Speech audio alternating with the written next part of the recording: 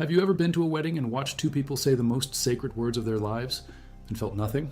Not because you were cold, but because they were. You could see it. The smiles were polished, the flowers were perfect. The priest read every line, but something was hollow in the center of it all. The couple was going through the motions, and everyone in the pews could feel it, even if no one said a word. St. John Bosco saw something much worse than that. He saw what happens on the other side of that kind of indifference, not just after the wedding, but years down the road, when two people who once stood at an altar and received one of the most powerful sacraments in all of Christianity had let it turn cold inside them. He saw it in a dream, and when he woke up, he could barely breathe. Don Bosco was not the kind of priest who softened things to make people comfortable. He was born on the 16th of August, 1815, in a tiny farming hamlet called Becci, in the Piedmont region of northern Italy, near the town of Castelnuovo d'Asti. His father died of pneumonia when John was only 2 years old, leaving his mother, Margherita Occhiena, to raise 3 boys alone on a subsistence farm during one of the hardest periods in Italian history: famine, the aftermath of the Napoleonic Wars, and a drought that burned the fields dry. Margherita had no money, she had faith, and she poured it into John like water into cracked ground. By the time he was 9 years old, John was already having dreams that nobody could explain. Not nightmares, visions. Pope Blessed Pius IX heard about these dreams later in Bosco's life and was so struck by their detail and accuracy that he issued a direct personal order. Write them down, everyone, for the encouragement of the congregation and the rest of us. That order explains why we still have them today. Not summaries, not paraphrases, full narrations delivered to the boys of the oratory, transcribed by Salesians who were in the room, cross-referenced against each other, and eventually preserved in what became the most complete primary record of any 19th century mystic's interior life, the 19-volume biographical memoirs. In the first one, recorded in the Memoirs of the Oratory of St. Francis de Sales, which Bosco himself wrote between 1835 and 1855, he saw a courtyard full of boys playing. Some were cursing. Young John rushed in to stop them, fists first. A luminous man appeared, stopped him, and said the words that would define the next 72 years of his life. Not with blows, but with charity and gentleness must you draw these friends to the path of virtue. Then a woman appeared, brilliant as the sun, and told him she would be his teacher. He would spend the rest of his life trying to understand what that meant. In 1841, he was ordained a priest at 25 years old in Turin, the industrial capital of northern Italy. He arrived in a city being split open by factories and migration. Young boys from the countryside were flooding into Turin looking for work, and finding instead crime, disease, and spiritual ruin. He started gathering them on Sundays, first in a church sacristy on the 8th of December, 1841, when he met a 15-year-old orphan named Bartolomeo Gorelli, who did not even know how to make the sign of the cross. Then 9 more boys, then 25. By summer of 1842, there were 80. By 1846, up to 800 boys were showing up on Sundays at the Pinardi Chapel in Valdocco, on the outskirts of Turin. But Don Bosco was not just feeding boys soup and teaching them to read. He was watching their souls. He told the boys this himself, repeatedly, in words that have been preserved in the 19-volume biographical memoirs of St. John Bosco, compiled by Father Giovanni Battista Lemoyne, who spent 52 years, from his first meeting with Don Bosco in 1864 until his own death in 1916, recording everything he witnessed and gathering testimony from hundreds of eyewitnesses. Lemoyne's work is not the kind of thing you skim. It is the kind of thing you sit with, because what is in those pages changes the way you see ordinary life. Don Bosco said, "If you want to be lukewarm, make few visits to Jesus and the Blessed Sacrament. If you want to be good, make many visits. If you want to be very good, make very many visits." He said it plainly, like someone describing cause and effect, not like a threat, like a law of nature. If you move away from the source of grace, you cool, and if you cool long enough, you freeze. If you value documented history of the saints and their powerful visions like this, subscribe. It is the best way to support this work. And tell us in the comments from which city are you watching. The script is researched and factual, drawing from the 19-volume biographical memoirs of St. John Bosco, compiled by Father Giovanni Battista Lemoyne, SDB, which Lemoyne spent over 5 decades assembling from Bosco's own diaries, daily chronicles, eyewitness interviews, and the saint's personal correspondence, arguably the most granular primary record of any 19th century Catholic mystic's life, going far beyond hagiography into sworn testimony. Now back to the story. The thing about Don Bosco that his boys never forgot was that he could see what was actually happening inside them, not in some vague spiritual sense. Literally, he would call a boy aside after confession and say things that should have been impossible to know. He predicted deaths.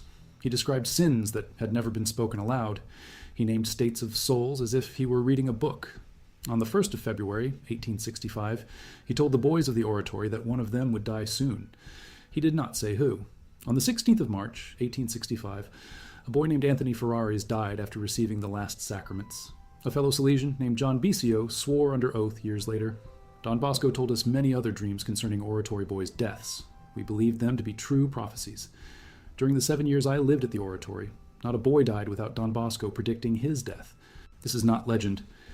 This is notarized testimony, preserved in Volume 8 of Lemoyne's biographical memoirs, which carry the imprint of the Salesian Society of North America. Copyright 1973. So, when Don Bosco had a dream about marriage, you understood that it was not a polite sermon about saying your prayers as a couple. It was something you did not want to see. And yet he spoke about it anyway because he understood what was actually at stake. The sacrament of holy matrimony in Catholic theology is not a ceremony. It is not a social contract. It is not even primarily a romantic event. It is one of the 7 sacraments instituted by Christ, which means it is a direct channel of divine grace into the souls of the two people who receive it.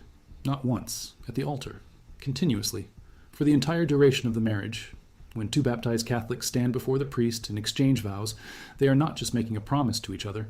According to the teaching preserved in the Catechism of the Catholic Church, paragraphs 1601 through 1666, they are receiving from God a permanent right to special assistance, graces specific to the challenges of married life, to fidelity, to bearing children and raising them in the faith, to enduring suffering together without breaking. The couple themselves are the ministers of the sacrament. The priest witnesses it. But the grace flows through their own consent, their own words, their own surrender. The Church had maintained this since at least the Council of Trent, which opened in the city of Trento in northern Italy on the 13th of December, 1545, and closed on the 4th of December, 1563. 18 years of sessions spread across 3 distinct periods, working through theology that the Protestant Reformation had thrown into open dispute. In session 24, on the 11th of November, 1563, the Council formally defined marriage as a true sacrament conferring grace, issuing a series of canons that carried anathemas against anyone who denied it. Not a blessed custom, not a religious version of a civil contract. A sacrament, a visible sign that actually accomplishes what it signifies. The sign is the vows. What it accomplishes is a bond so real that only death ends it, and a supply of grace so specific and continuous that the Church describes it as giving the couple a covenant right to ask for divine help with every difficulty their marriage will ever face. Don Bosco knew this theology cold. He had studied it in Turin Seminary beginning in 1835, under the supervision of St. Joseph Cafasso, a priest from Castelnuovo d'Asti, the same town near Bosco's birthplace, who was 25 years old when Bosco entered the seminary and was already recognized as one of the finest spiritual directors in northern Italy. Cafasso would be canonized in 1947. He was the man who gave the young John Bosco his first real pastoral instruction. Go out into the city of Turin and look at how people actually live. Walk through the streets, visit the prisons, see what is happening, and then decide what kind of priest you are going to be. Don Bosco did exactly that. He walked through Turin's industrial slums in 1841 and saw boys who had never heard anyone explain that God was not indifferent to their suffering. Turin in those years had a population approaching 270,000 people squeezed into a city its infrastructure was never designed to hold. Thousands of young men were arriving every year from the Piedmontese countryside, driven off their farms by bad harvests. The collapse of old feudal labor arrangements and the pull of factory wages, the Industrial Revolution was beginning to offer. The Council of Vienna had divided Italy again into smaller states in 1815, producing 50 years of political instability. By the time Bosco arrived at Valdocco in 1846, the Piedmontese government under the Marquis de Cavour, chief of police in Turin, was actively monitoring his open-air catechisms as a political threat. The Albertine Statute of 1848 extended civil rights to Waldensians and Jews and triggered a wave of anti-clerical agitation that the working-class neighborhoods of Turin absorbed like water into dry stone. He built his entire life around closing the gap between those boys and God. But what he also saw, what he kept seeing, decade after decade, in his dreams and in his confessional and in the eyes of the adults who came to him, was something he found harder to talk about than the dramatic poverty of the streets. He found it harder to talk about because it was respectable, because it sat in good pews, because it wore good clothes and said the right prayers and had no idea how cold it had become. He called this lukewarmness. And lukewarmness, in his understanding, was not a neutral state. It was a slow erosion. It was the same thing he described when he told his boys about visits to the Blessed Sacrament, that moving away from the source of grace did not leave you where you were. It dragged you backward, cold, stone, breath. The word he returned to again and again in the biographical memoirs, in his letters and the sermons he delivered at the Valdoco Chapel, was indifference, not hatred of God, not defiance, indifference, the quiet, settled conviction that what had once mattered could now be managed on autopilot. The marriage was set up, the sacrament had been received. Everything was in order. There was nothing left to do but maintain. Don Bosco disagreed with that view at the level of his bones. He had watched too many souls move from indifference to something far worse. He had been inside the dream where he walked through hell and saw boys he recognized, boys who had sat at his table and played in his courtyard and received communion from his hands, boys who had never done anything spectacularly wicked but had drifted year by year into the spiritual equivalent of a room with no air. And the guide in that dream had said to him something that should stop everyone. This is their present state, and that is where they would go if they were to die now. Not their final destination, their current trajectory. Based on current indifference, this is the direction you are facing. This is why the vision about marriage was so devastating to him. Because married people were not his boys at the oratory. They were adults.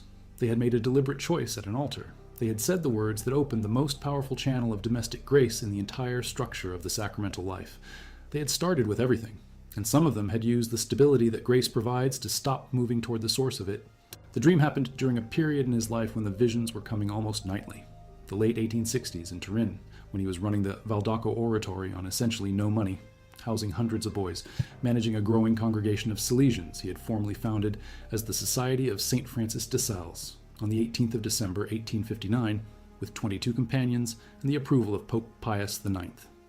By 1861, the oratory alone was sheltering 600 boys.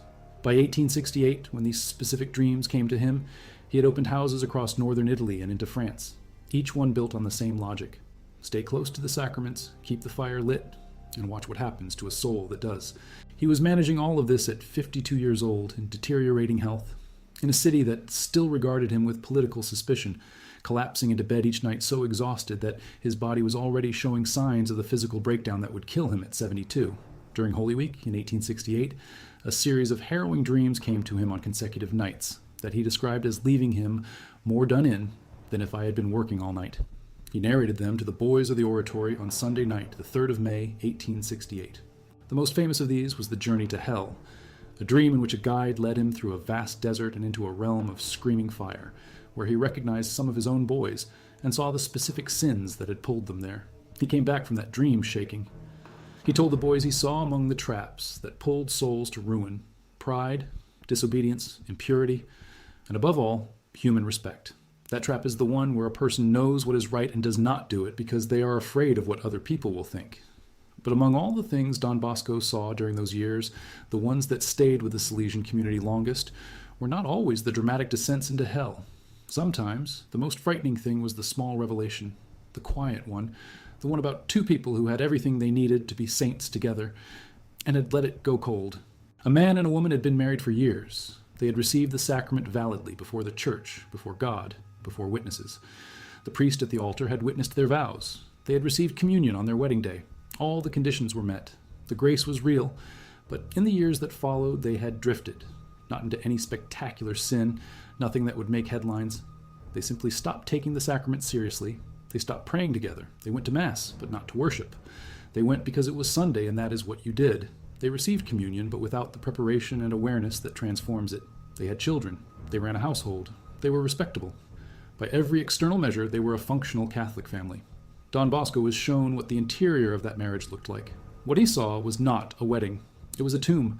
In the vision, the altar was there. The flowers were there. The priest was there. The couple stood in their places. But there was no light in the scene. The grace that should have been radiating from the sacrament, the special, specific grace of holy matrimony that, according to the teaching Don Bosco had studied in the seminary in Turin between 1835 and 1841, was meant to continue flowing through the bond for the entire duration of the marriage. That grace had been blocked, not by dramatic sin, by something quieter, by indifference. He saw the couple in their married life as if standing in a room with no windows. Everything was functional, everything was in order, but nothing was alive. The grace was there. It always is, in a valid marriage. The channel was not broken, but they had stopped drawing from it. They had stopped turning toward it. They were living in a house with a fire that could warm the whole building, and they had never opened the door to the room where it burned. He described the danger of this with a precision that is still striking. He said that when two souls are joined in the sacrament of marriage, God gives them the right, not just the invitation, but the actual covenant rite, to ask for every grace they need to live that marriage faithfully, to forgive each other, to keep promises, to carry suffering without turning bitter, to raise children who know God. Every single difficulty of married life has a corresponding grace available through the sacrament. But that grace is not automatic. It is not a machine that runs by itself. It requires the two people to remain spiritually alive, to keep approaching the sacraments, to pray together, to orient their home towards something more than comfort and routine. When they stop doing that, when the husband comes home and the thought of God never enters the conversation, when the wife receives communion on Sunday but has not examined her conscience or made a sincere act of contrition in months, when both of them are technically in the church but spiritually absent from it, then they are not drawing from the grace of the sacrament they received. The channel is open. The grace is there. They are not reaching for it. And what Don Bosco saw in the dream is what happens when that goes on long enough. He saw the marriage as a cold grave. Not because anyone had committed adultery, not because the family had broken apart. The house was intact. The couple was still together. But the spiritual reality of the sacrament, the living bond, the channel of grace, the covenant with God that was meant to make them holy together, had been buried under years of functional indifference, comfortable routine, and quiet self-satisfaction. From the outside, it looked like a respectable Catholic marriage. From the inside, from the side Don Bosco was being shown, it looked like two people standing in a grave they had built together, one small surrender at a time. Think about what that meant practically. Turin in the 1860s was a city of more than 270,000 people, a number that had roughly doubled since the beginning of the century, crammed along the left bank of the Po River with the Dora Riparia running into it near Valdocco. It had been the first capital of the newly unified Kingdom of Italy from 1861 to 1865, when Florence replaced it, flooding it with bureaucrats, soldiers, and the anxious middle classes who follow power wherever it moves. The Archdiocese of Turin in those years served 680,000 souls with 1,405 secular priests, roughly one priest for every 470 souls. That figure comes from the Catholic Encyclopedia, published by the Archdiocese in that period. 3 major Catholic basilicas stood within walking distance of Valdocco. Sunday Mass was a social institution as much as a religious one. You went because your neighbors went. You dressed well, you sat in your assigned pew, you received communion in line, you went home, you ate lunch, you argued about money or the children's schooling or who had failed to do what, and then you went to sleep, and on Monday it started again. Don Bosco was not watching that from the outside. He was hearing their confessions. He was sitting with them when they were dying. He was the priest in the room when the machinery of respectable life finally broke down and people told the truth about what was inside their marriage. And what he heard, again and again, was the same thing he had seen in the dream. Not catastrophe, emptiness, a beautiful shell around a cavity where the grace should have been and was not, because nobody had reached for it in years. He woke from that with a clarity about what he would teach for the rest of his life.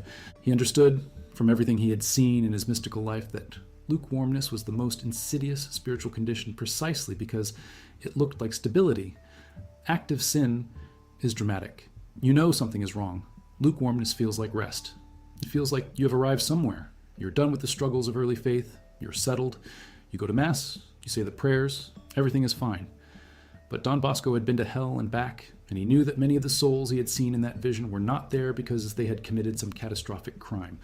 They were there because they had stopped. They had stood still while grace was pulling them forward, and they had chosen comfort over movement, familiarity over transformation. The grave they had dug themselves over the living sacrament they had been given. He gave the same warning to the boys of the oratory, and the language he used was not abstract. He said, "The 3 enemies of men are death, which overtakes him by surprise, time, which keeps slipping by, and the devil who seeks to ensnare him."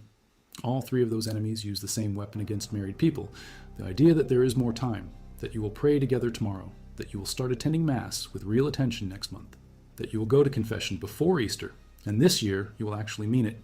And tomorrow becomes 10 years and 10 years, becomes a cold grave, and the grave gets covered over with flowers, and a respectable headstone that says, "This was a Catholic family." He also had a specific thing to say about the children who grew up in those marriages. He had spent decades watching children arrive at the oratory from homes that were technically Catholic. They knew the prayers, they had been baptized and made their first communions. But they had grown up watching their parents receive the sacraments, the same way they received a meal they had eaten 1,000 times before, with no awareness, no preparation, no sense that something extraordinary was happening. And those children came to Don Bosco spiritually malnourished in a way that was harder to address than the malnourishment of his street boys, because at least the street boys knew they were hungry. If this content is giving you something real, something you can bring back to your own life, subscribe and leave a comment from which city you're watching. Every comment tells us this work is worth continuing, and it is worth knowing. This script draws from the 19-volume biographical memoirs of St. John Bosco by Father Giovanni Battista Lemoyne, SDB. Not a popular retelling, but the sworn testimony-based primary record compiled over 52 years by a man who personally knew the saint, published in the original Italian under Salesian imprimatur, and now available in English from the Salesian Society of North America. Copyright 1973. When Don Bosco's words appear in these pages, they are backed by that standard. Now back to the story. The children of indifferent Catholic marriages often did not know what they were missing. They knew the form, they did not know the substance. They had been present at the Eucharist every Sunday of their childhoods and had never seen anyone in their home treat it as what it was. And when the crises of adolescence arrived, the temptations, the confusion, the violent pull of the world against a faith they had been handed without fire, they had no reserves to draw on. Because reserves require prayer, and prayer requires someone to model it. And modeling requires that at least one person in the house has stayed awake to the sacramental life they chose at the altar. This is the chain Don Bosco was trying to break. Not by scolding. He had been told at 9 years old in the field in Becky, not with blows, but with charity and gentleness, but by making the stakes visible. By refusing to let the comfortable indifference of respectable Catholics remain comfortable, by standing at the front of the chapel at Valdoco and saying to the boys who would one day be husbands and fathers, "The sacrament you will receive at your altar is not a beginning and an ending. It is a beginning and a continuing. Every morning you wake up married is another morning the grace is available, and every morning you wake up married and do not reach for it is another morning the grave is a little colder." Because this was what Don Bosco was most afraid of in the married people who came to him, more than the dramatic sinners who at least knew they needed help, more than the young men who came to confession drunk or broken or afraid. The couple that came to him every Sunday, kneeling in their pew, receiving communion, going home, saying nothing, these were the people who woke him up at night. Because they had been given so much. The sacrament was real. The grace was real. The covenant was real. And they were sleeping through it. He said this explicitly in more than one form. From the biographical memoirs, who will not reproach himself for countless acts of irreverence or countless distractions in his past life? For communions made coldly, indifferently, perhaps even at times for renewing Judas's betrayal by sacrilege, while Jesus has ever been so good, so compassionate toward us. That sentence is not aimed at the openly wicked. It is aimed at the comfortable Catholic who stands in line for communion on Sunday and receives it the same way they receive their change at a store counter. Not in blasphemy, just in absence. Now the dream about marriage has a second part, and this is where Don Bosco moves from diagnosis to the terrifying thing he was actually shown. The couple in the vision was not beyond help. Not yet. The grave was cold, but they were still in it together. Still alive. And in the dream there was a moment, a specific, precise moment, when grace was offered to them again, in a form they could recognize, a family crisis, an illness. Something broke through the routine and forced them to look at each other and at God simultaneously, the way a storm forces you to close every window in the house and understand how exposed you actually are. In that moment, everything that had been dormant in the sacrament became available again. The grace was there. The channel was wide open. The covenant was intact. And all they had to do was reach. Don Bosco understood this from his own experience.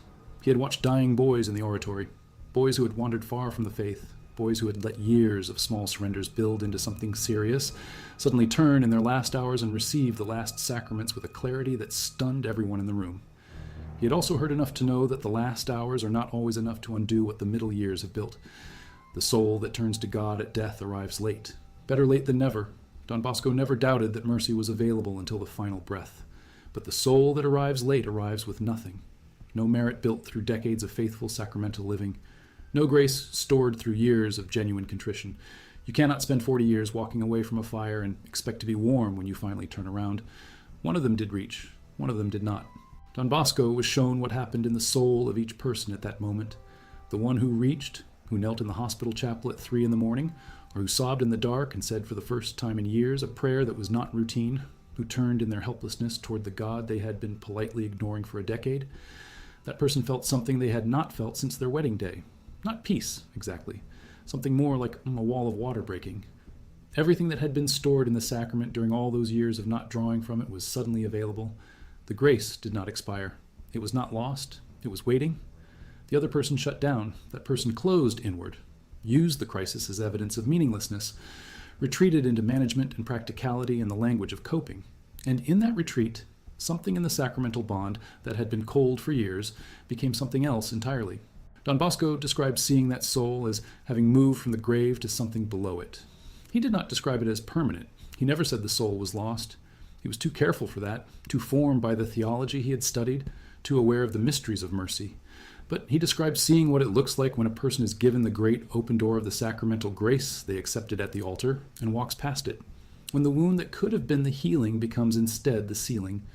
When the crisis that was meant to wake them becomes instead the moment they turn their back on the last clear light they were offered. He woke from this specific vision, according to accounts preserved in later Salesian records and referenced in Father Lemoyne's compilation, and he sat at his desk in the Valdaco house in Turin, in the dark, with the street noise of the city below him. And he wrote a note to himself that his community found years later among his papers. The note said, "Many are lost, not because of what they have done, but because of what they refuse to receive." That sentence sat in those papers for decades, before it was circulated widely in Salesian spiritual formation materials in the early 20th century.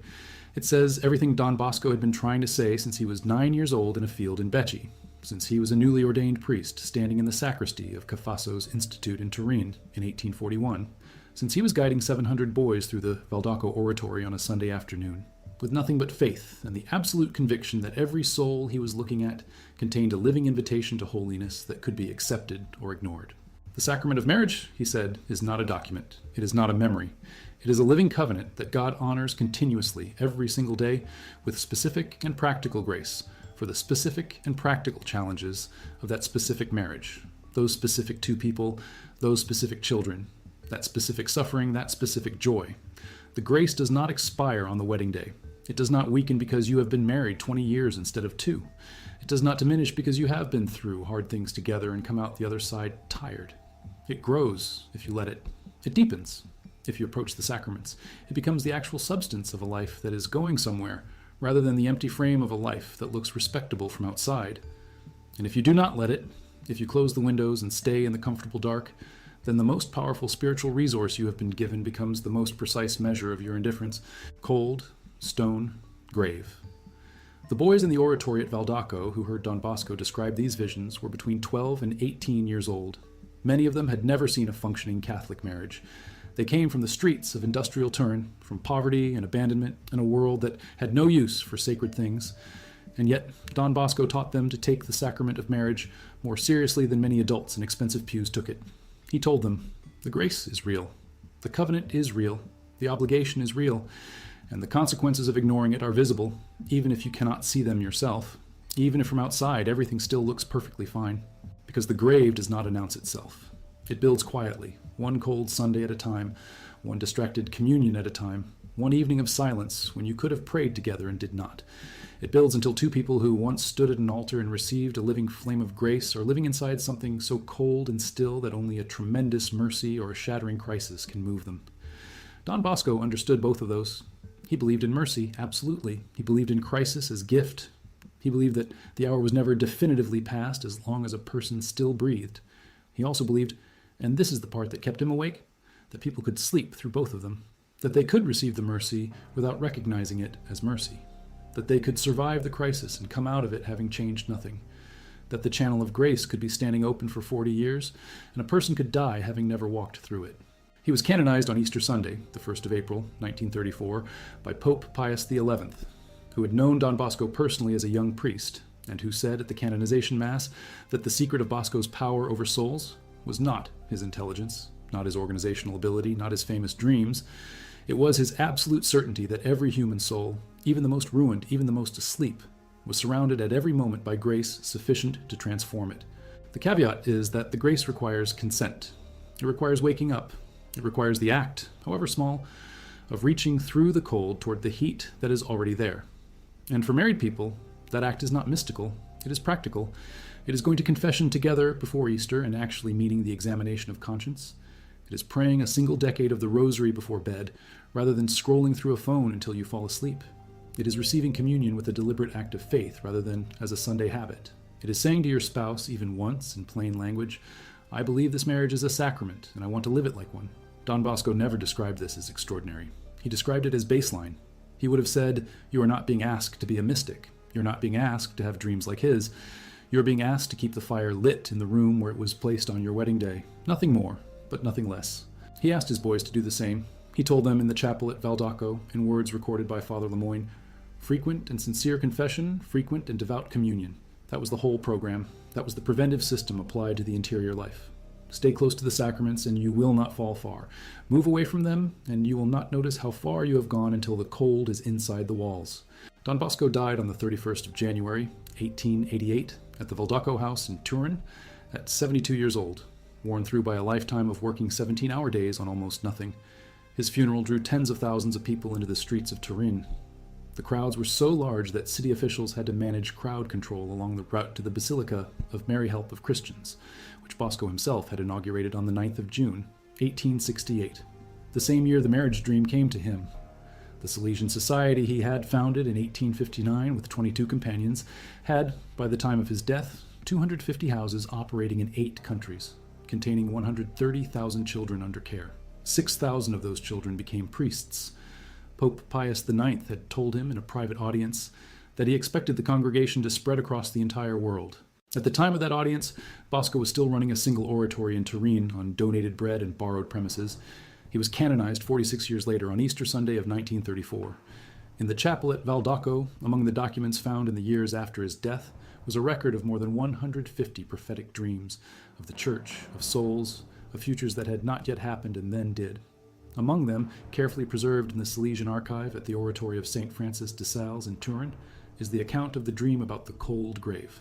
The last known copy of the original Italian text of that specific vision was catalogued in the Salesian archive in Rome in 1922, 34 years after Don Bosco's death, 11 years before his beatification, 33 years after the couple in the vision had died in Turin, their children grown and scattered, their marriage invisible to everyone except the records of the church, and the memory of a priest who had seen, in the middle of the night in 1868, exactly what their indifference had built.